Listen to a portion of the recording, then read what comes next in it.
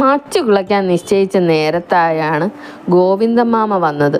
ഒതുക്കുകല്ലിൽ ചവിട്ടി ശബ്ദമുണ്ടാക്കിക്കൊണ്ട് കയറിയപ്പോൾ അമ്മ പതിവ് പോലെ വിളിച്ചു പറഞ്ഞു, മാളുക്കുട്ടിയെ ഒരു കിണ്ടി വെള്ളം കൊണ്ടാന്നാ. മച്ചു കിളയ്ക്കേണ്ട വിധം ആലോചിച്ച് നടക്കുന്ന കുട്ടിയുടെ ശപിച്ചു കൊണ്ട് വെള്ളം കൊണ്ടുവന്നു വെച്ചു. കാല് കഴുകി പടിയിൽ കയറിയിരുന്ന തോർത്തുമുണ്ട് ചുഴറ്റി വീശിക്കൊണ്ട് ഗോവിന്ദമാമ പറഞ്ഞു, രാവിലെ തന്നെ ചൂടാണ്.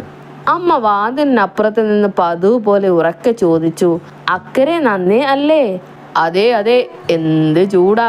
കുട്ടികൾക്ക് വിശേഷിച്ചൊന്നുമില്ലല്ലോ. ഒന്നുമില്ല.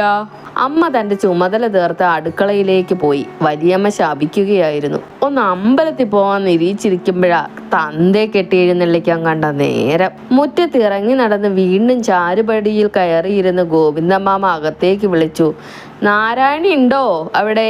കാണട്ടെ. വലിയമ്മ ഉമ്മറവാതിക്കൽ വന്നു. പെരുമണ്ണൂന്ന് കിട്ടുണ്ണിയാർ ഇന്നലെ വന്നിരുന്നു. ഒറ്റേ കാര്യം ആലോചിക്കാനാ. വലിയമ്മ മൂളി. ചെക്കന് കുറച്ച് ഭൂമിയുണ്ട്. അച്ഛൻ നമ്പൂരിയാ. 19 തെങ്ങുള്ള പറമ്പ് സ്വന്താ. അല്പം ആലോചിച്ച് ഗോവിന്ദമാമ ചോദിച്ചു, പെണ്ണിനിത് എത്ര വയസ്സ്? മാളുക്കുട്ടിക്ക് 19 തികഞ്ഞു. ജാനുവിന് 16. വർണ്ണക്കനിയിലേ തികയൂ. തെറ്റില്ല. മറ്റന്നാൾ അവരവിടെ വരും.